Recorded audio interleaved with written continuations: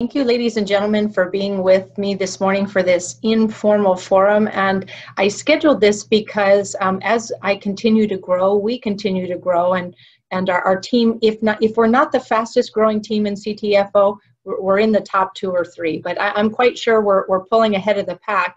And with that comes a lot of numbers that are attached to a lot of associates, and I don't want you to get lost in the mix. So when people are reaching out to me, especially by email in response to my emails, sometimes I feel like I'm not able to serve you to the greatest degree or on the personal level I want to. So I created this space so that you could get to know me and I could get to know you, and I could get you over the hump on anything that's important to you to help set you free to get your big win here at CTFO. So thank you for joining us. And Todd, let's go ahead and kick off.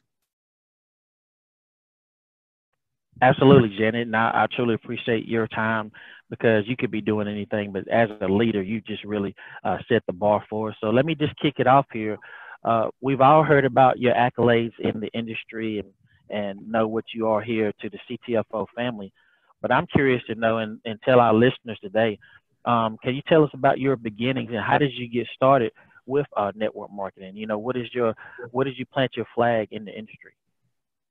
Well, wouldn't you know, a boy introduced me to network marketing, because I probably back then wouldn't have been so receptive to a girl, but a cute boy talked me into actually going in on a co-loan with an elderly woman who owned an Herbalife distributorship.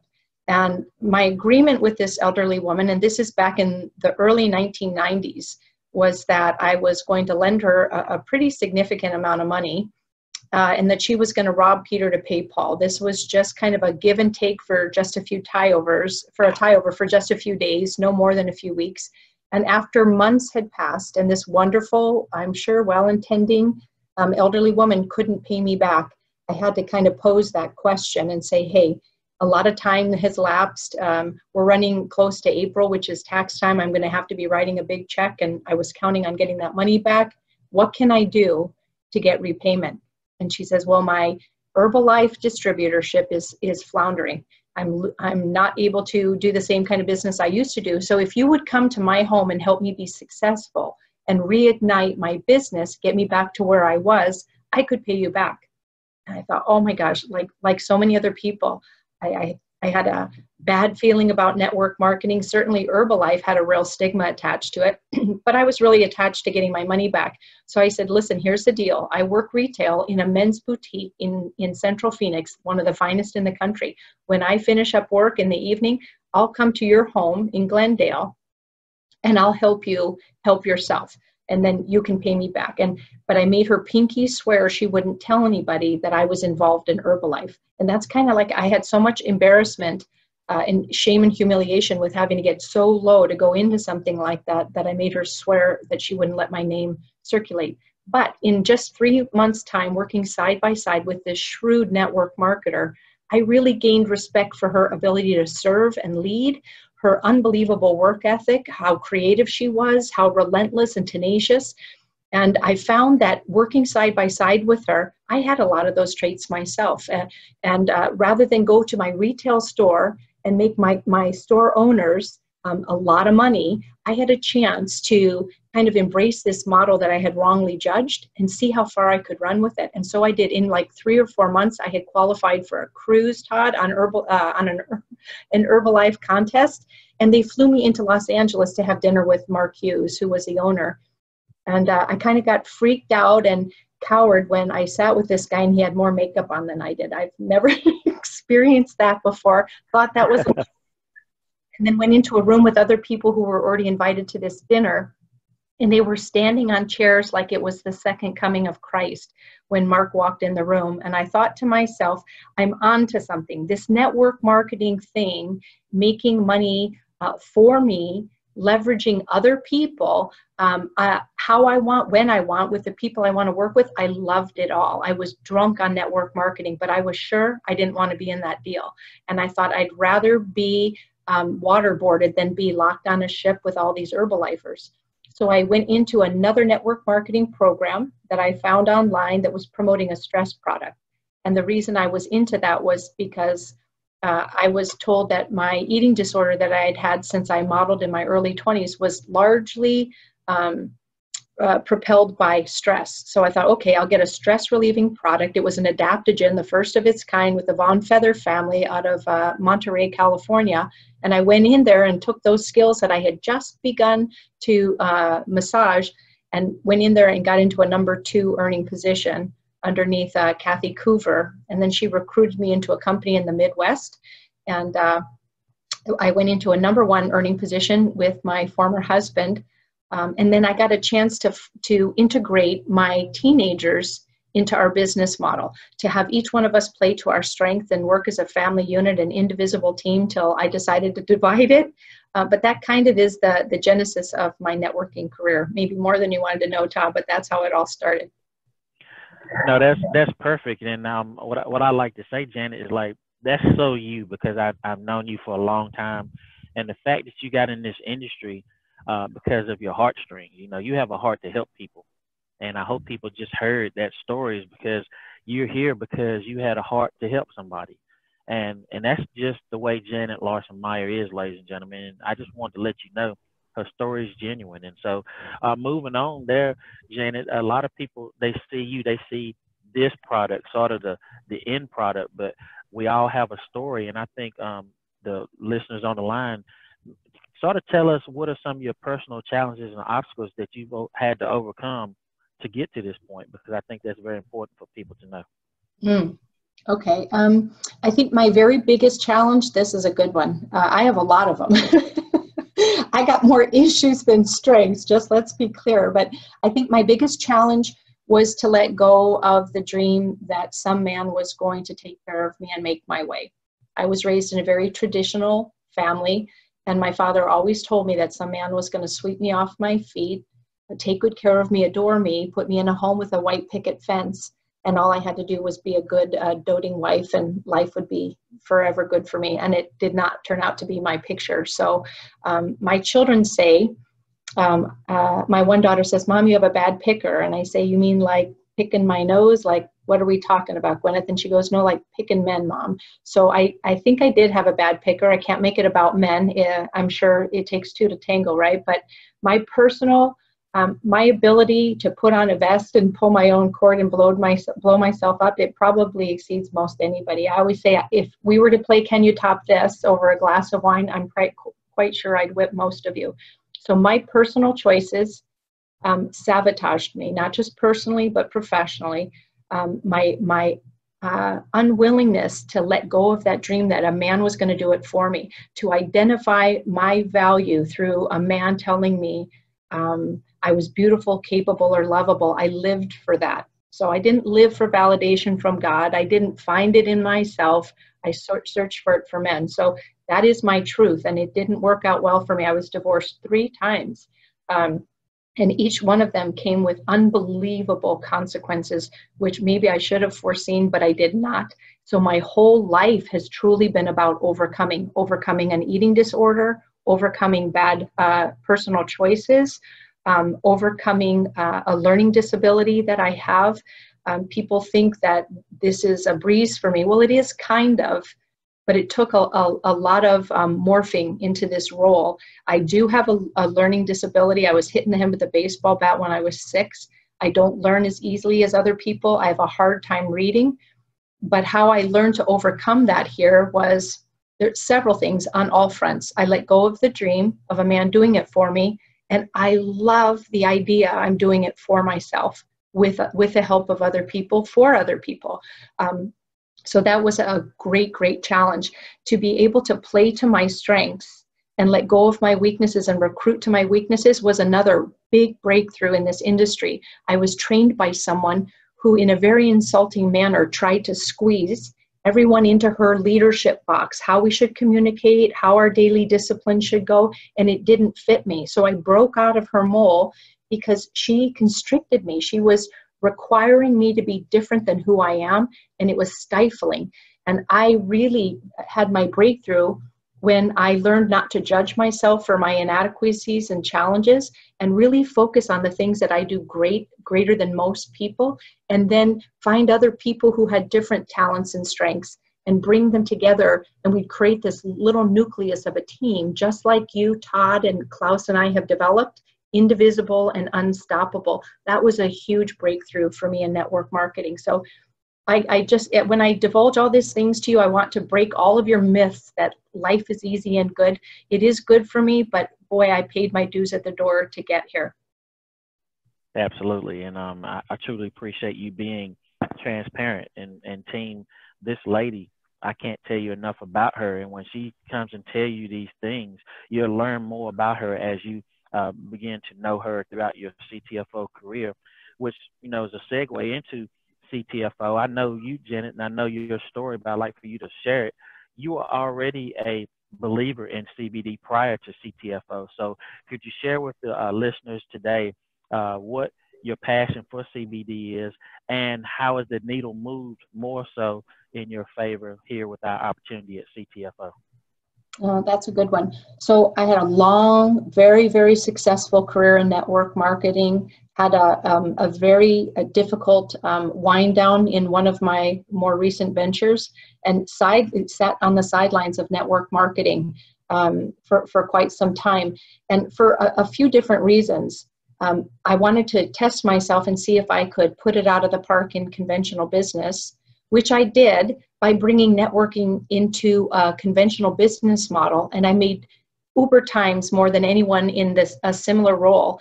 But it was because I'd taken all those skills and the beautiful concept of helping more people by leveraging other people's time and talent, everybody playing to their strengths and letting go of their weaknesses. So I brought that into conventional business, proved to myself what I needed to. I could be in a clean, straight, predictable, conventional, hardline business, bring my unconventional methods to it, and excel. So I kind of got through that. But then again, Todd, it comes to the fact that I really have to sit with myself, and I'm very honest with myself, who I am and who I am not. Who I am is a rotten employee. My husband just said that to me last night. You make a lousy employee. I go, well, why do you say that? And he goes, you don't like people telling you what to do. You don't like people telling you how to show up. You don't like it when people don't like your ideas and adopt it. And he's exactly right on all counts. That's what conventional medicine or conventional business does to you. It puts you in a box and doesn't allow you free expression and creativity. And I find it very stifling by just my very makeup. So I stepped out into conventional business, and it actually ended up partly being in naturopathic medicine. But I want to segue back in here. Part of who I am is a 100% risk taker. I'm a speed junkie. I went 170 on the back of my husband's Hayabusa, could hardly hold on. But I'm a speed junkie. I like fast cars, fast Sea-Doos, fast motorcycles. And twice I rolled the dice and took a risk and went high speed on a bike and had 2 incidences, not wipeout accidents, but one damaged my lower back and one damaged my knee, but especially the lower back injury, ladies and gentlemen, almost disabled me for 4 years. And this isn't like a lifetime ago where I'm reflecting. I'm talking about just before I came into CTFO. So I spent 4 years loathing life, wishing I were dead, making my husband hide his pistols in his nightstand. I couldn't pull up my own clothes. I couldn't step over the tub. My face would be washed with anguish. Why? Because I was miserable. I couldn't sit, stand, or even lay down and get pain relief. And I couldn't find my answer. Not through chiropractors, orthopedic surgeons, stretch therapists, physical therapists, laser therapists. I went through the whole gamut. And a person that I had a business relationship called me and said, hey, I have had this incredible turnaround with CBD oil after a slow recovery on shoulder surgery. And it made me think of you, Janet, and how much I've watched you suffer. And I'd like you to consider trying this. So I'm like, I was all about it. I would do anything. And for those of you who are with me today who know what it's like to live with pain over time, I didn't care if this guy had horse pee in the bottle he sold me in the parking lot. I brought him cash and we did this little deal, just like a drug deal. I didn't even know what I was doing. CBD meant nothing to me. I didn't research it or anything. This guy said it took him from intolerable pain to liberated. I was all about it. That very same day, I asked him to rendezvous with me, go to the dispensary, bring me what he had, and I'd pay him cash. And within just a couple days, maybe 72 hours, I went from about a 9, wishing I were dead, to about a 3 in my level of pain. And so it gave me, and not only, and I was promised that I would get pain relief. And now those of you who have been smarter than me and done some research on this product understand how it is promoted and proven to be a strong pain and inflammation reliever. That's all I was looking for. But when I had when I sat with myself and started using CBD over time, I got what I was looking for, right? I went from a 9 to a 3. I can tolerate a 3. I went from being so distressed I wished I wasn't alive to having peace and knowing that modern medicine would eventually give me my total miracle, which it did.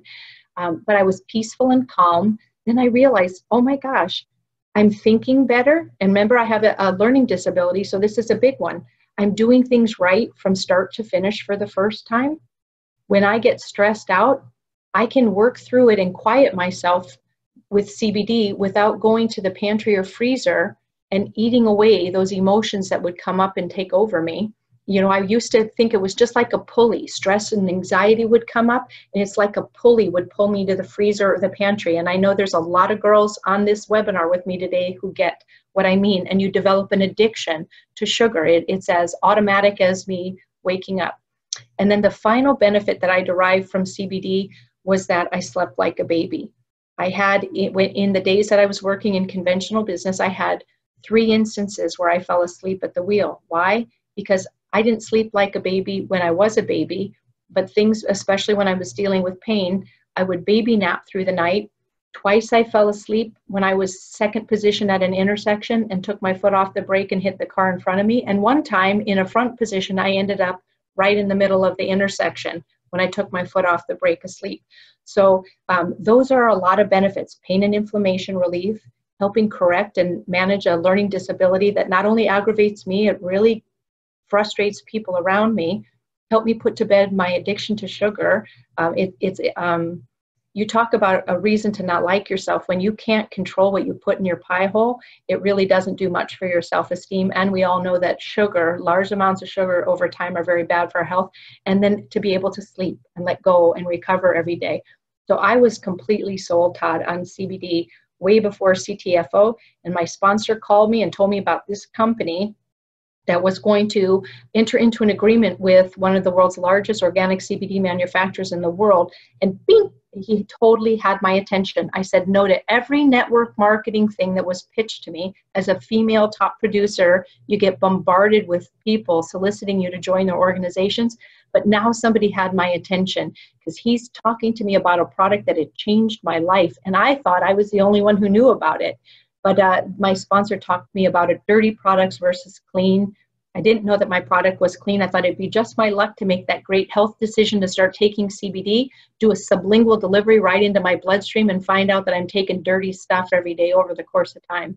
So when he made the case about pure, organic, not treated with heat, non-GMO, good manufacturing practice, standard or certification, I said, at a minimum, I'll be your customer, but let's talk about the business. So as you know, Todd, I asked those questions about the business that were important to me. How much does it cost to enroll for me? It was $0 at the time. I said, what will it be for friends and family after launch? It was still $0. And you know that's true today, ladies and gentlemen. What kind of auto ship are you going to force on us every month? Well, no forced auto ship. And the cost of that will be $47. I thought, what? Industry average, I think, would be around $160. How about front loading product? How much product are you going to make me front load in order to get positioned to make money here? Nothing. Doesn't even make sense. Doesn't apply here. Nowhere in our model, Janet. And then how many months of being inactive when life sometimes gets the best of us before you compress out and we make you nothing here in your company? And he says, never happens. So I said, let's go ahead and do this. Go ahead and let's enroll me. Why, ladies and gentlemen? I stood nothing to lose. $0 invested, 0 risk on me. And I love this product. And I thought, you know what? In my God space, I thought this is the one. And it has proven to be. So today I hope I wake up that same, I get almost emotional about this, that I wake up that same passion in you, that you get it, that this is the one for you. and myself and Todd and Klaus and there's many other leaders on this forum with us today, we will do whatever it takes to contribute to your success, as long as you're willing up to suit up and represent yourself fairly in the game here. Almost Absolutely, cried. Janet, I and almost you. cried there, Todd. I almost cried. It's okay. It's okay, sister. We like this. I like your transparency, and so I hope that the team is getting this. And we have a question here, but I like to make a comment. You dropped so many nuggets in that little segment there, but I like to say, ladies and gentlemen, when Janet said that she's headstrong and she doesn't like anybody to tell her what to do, I'm living proof of that, because me and Janet talk all the time. And Janet's like, well, Tara, let me get your opinion on something. I'm like, okay, whatever I say is pretty much trash. So I will participate in this conversation, but she is a true winner. But I just want to say I love you and I appreciate your transparency. But we have a question here. Okay. We have a question from Damien, and Damien says, how do you build a successful network marketing business when you don't have a story?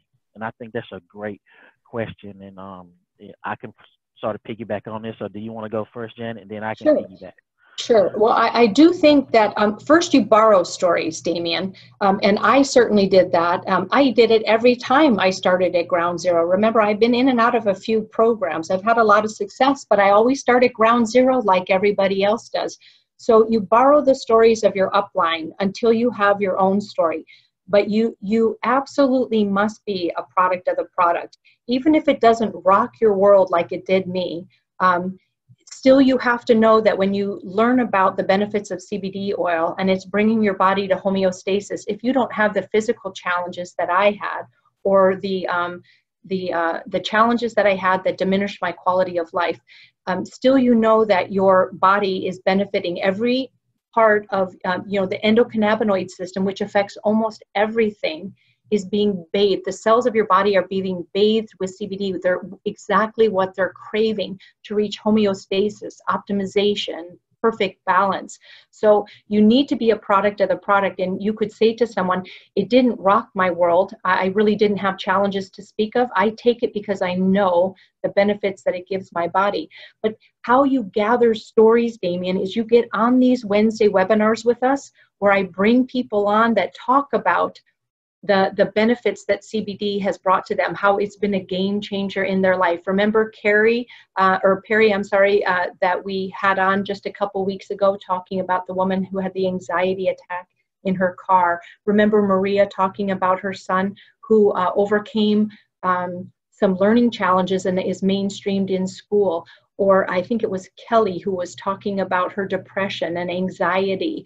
And then her friend Angela, whose mother was functional with RA. Like, I could pull stories out. How about Dr. Rick Sloan talking about how this has been more effective for his addiction patients than anything he's found in medicine. So Damien, my point is, hang in there with us. Plug in, share our stories and with the person in front of you, but find relatable stories. Don't talk to a mom with 2 kids about a story of an addict recovering. You could talk about Maria's story about a child in school. Try to make your stories relatable, but how you build up that whole storybook of testimonials is being plugged in. Absolutely, and you sort of took my answer. I was going to say, sorry, Todd. It's okay. That's why I let you go first. But if I had to excuse me, if I had to piggyback off of that, I think what I would say, Janet, is taking the focus off of us. And I've got a little story here I would tell. I think it's appropriate. When I planted my flag here in the network marketing industry, I remember one time I was doing a meeting, and you remember what PBRs were, Janet, private business receptions. You would do them in people's homes and things of that nature, hotels. Well, I remember one vividly. I was excited. I had to do one in Ridgeway, Virginia, which is about 35 minutes from here. And I knew that it was a pretty big meeting that night because of the responses that we had got, the RSVPs. Well, make a long story short, Janet, I was getting prepared for the meeting. I was ironing my pants for my suit and everything. I took off, got all my materials in the car, took off, went to my aunt's house, was setting up. About 15 minutes before the meeting, I was putting my clothes on, and I realized that I had forgot my pants at home. And I was like, okay, what am I do now? Because I got a room full of guests downstairs. I can't go home and get my pants. And so what I did was I went down. I had on my suit jacket, my shirt, tie, but I had on athletic pants and sneakers. And what At I least you told had some everyone, pants on. The story would have been better if you had no pants on. yeah, All exactly. right. That's a And what different I form. told him, what I told him was, I was like, okay, ladies and gentlemen, as you can see, I'm not appropriately dressed tonight, am I? And the whole room laughed. But the point that I was making was, it's not about me. It's about this opportunity that you're about to see. And that night, I know out of 15 people, I closed 12, and then I got 2 customers. I remember Wow. that story, but I'm telling it to the listeners today is when you think you don't have a story, you have a story. Tell the CTFO story because that's the most powerful story. And your personal story will come because just like Janet said, she already had a feeling for CBD. She had a need for it. And ladies and gentlemen, you're going to come in contact with people in your daily life that can benefit from this great product that we have. And you're here as a pioneer. So get good at telling the CTFO story. Get good at telling the CBD story. And by default, you will create your own personal story and your business will grow as well as your income. Does that make sense, Janet? Yes, and you bring to light something else that I don't want to just let be slighted away. It's your champion spirit. It's your I will not be denied. That kind of thing will make all of us winners here. I am like that myself. I am stubborn. You cannot deny me that which I want. And at first, Todd, the thing that compelled me to succeed here as a high school graduate who cheated to get my certificate. I always laugh and say I majored in voice. Oh my God, you could just reflect on my life and know that didn't change for very early on.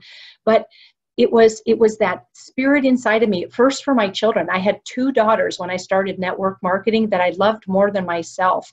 They were my reason why. I got tired of telling Rachel and Rebecca why we need to be grateful that we're just above broke, that we're not starving on the street. We have clothes on our body. We had we had a car that they made me park down the street, drop them off at school. And when we would pull away and we would be at stoplights, they would duck. I wanted to do it myself. I was a little ashamed to be in the car myself, but I thought God must just want me to be even humbled a little bit more. But my point here is I love these girls so much. I stopped making excuses for why we didn't have stuff. And I said, you know what? I love you with all my heart. You deserve the best. I'll do whatever it takes to give you the best. And they were my reason. And somewhere along the line, in getting beat up in this industry and with my bad personal choices, I learned to love myself. Not always, as you know, Todd, but more times than not. So anyway, it's that champion spirit I love in you, Todd Dalton. And I hope everybody on here wakes that up and hang around people who remind you you're a champion. I got my bestie on here, Kathy. We lift each other up, prop each other up, tell each other how beautiful, capable, and lovable we are every opportunity we get. So do that for each other, guys. All right, give us another question, Todd. Absolutely. Well, I think that this is the perfect segue into as we wrap up here today. Well, I do have one question here. Another person came in and said, oh, wow, this is a great question. How do you manage all the personalities when your team gets to a certain size? How do you manage people? I guess part of the gift of having made such bad personal choices is that I learned to embrace and accept people as I would need to be accepted myself, right? I already exposed to you guys how completely imperfect I am. So I'm fascinated by people, and I love people of all kinds. And I end up actually having the most struggles with people who are just like me, if you could imagine. But I do love people, and I believe the best in people. And that doesn't always work to my advantage, but most of the time it does. So I love people who have different personality traits than I do. And I ask them if they have things that they're struggling with.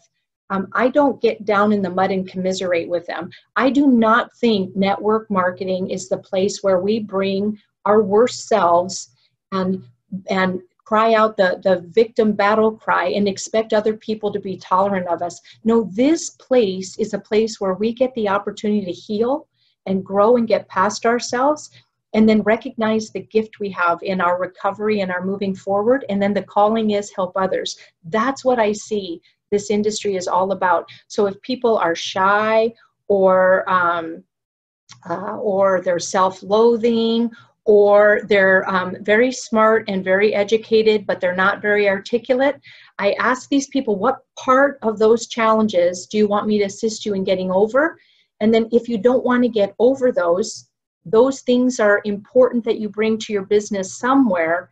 So if it's not you that possesses those, you need to recruit that. So if you're not comfortable front of the room or on camera, if you're a back office kind of manager, you need to recruit those other skill sets that you don't have. And certainly along the way, just let yourself be enough. Absolutely. And that is a perfect segue into what we want to talk about here in closing. And I think what you just now hit the nail on is being a leader. And so could you tell everyone on the line today the importance of being a leader, a mentor, and what we have here for our team specifically? Right. I don't want you guys always to come to this well and think that Todd and myself and Klaus are the leaders. That is just not true. We're the first ones to kind of break out and break away and start creating a path of success for you. But oh my goodness, we're seeing people pick up and declare themselves as leaders too. I had no reason when I started network marketing to declare myself as a leader. On what measurement, right? Like on what things had I done to ever announce myself as a leader, and who would want to follow me, right? But I had made a different decision, and I let my daily disciplines reflect that new decision. And then my results started catching up with me and informing the world. So when you declare yourself as a leader, people will follow you. And the neat thing is you have to keep going the next step and the next step and the next step. So the idea is you have to declare yourself a leader, surround yourself with people who support you in that leadership role, and then walk that walk, as Perry had said a couple weeks ago. And on that note, Todd, this will be a great time to share with you that yesterday I had a great follow-up call with Nikki Keoho, who is the CEO of the Direct World Selling Alliance. And she has asked me if I would like to do an online leadership seminar. It's a 3-part webinar beginning October 2nd, then 9th, and finally the 16th on leadership. And she's going to address the 5 elements of leadership that include trust, authenticity, integrity, respect, and service. So the cost of that webinar is $59. You guys know where to find me if you'd like to sign up for that. Certainly I'm going to be on that. When I hear how Nikki learns to ask those right questions and to be relatable and to help people see themselves and their potential and move into their ultimate capabilities, I'm all about it. So if you're interested in that, that's when we've lined it out. It'll be at 6:30 Pacific. So let me know if you'd like to be included on that. Todd, do we have any last minute wrap up so we make sure everybody's needs are met this morning? I'm going through here, and I think that we took care of it. I do have one last one, and this will be the last one, ladies and gentlemen. But we had an anonymous question, and it was, how do we get people to move forward once they have been exposed to the CTFO opportunity? And I guess I'll go first there, Janet. I think the way that you paint the picture here at CTFO and get someone to move forward is tell your story on how you got started, meaning that leadership that Janet just got done talking about. You need to lead by example, be a product of the product. So when you are bringing people in, you automatically have your own personal story to let them know. Say, hey, Sally, this is what I did when I got started. And it goes beyond, ladies and gentlemen, just getting on your product and getting on auto ship. That means that you get into your back office and you learn some things about your business. You learn how to set up, you learn how to set your auto ship up. You learn about the actual conference call schedule and things of that nature. So when you do have a conversation with your new person that just came in, you have things to talk about, and it's not a cold turkey conversation.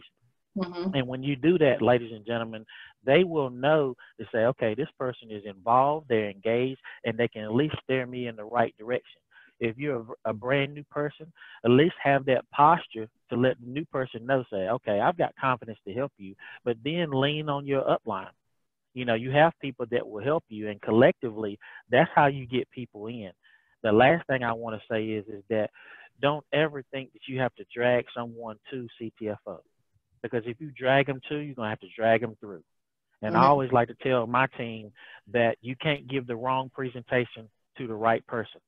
When this opportunity hits the right ears and the right eyes, trust me, ladies and gentlemen, they will do it. You won't have to tell them to get on calls. You won't have to tell them to get engaged. They will just have that it factor. And so what you just get good at planting seeds. So to the person that asked that question, just keep doing what you're doing, exposing people to the CTFO opportunity. And when it hits the right person, they will do it. So I'll pass it on to you, Janet, with that. And then that those are all great, Todd. And I would add to that one of the Achilles heels of women is that we tend to want people to be successful more than they want to be themselves. And we concentrate our energies and focus on fixing people, people who are destitute or who really need their break and stuff, where that's all well and good if that person's willing to help themselves. But here's one of the hard things I had to learn.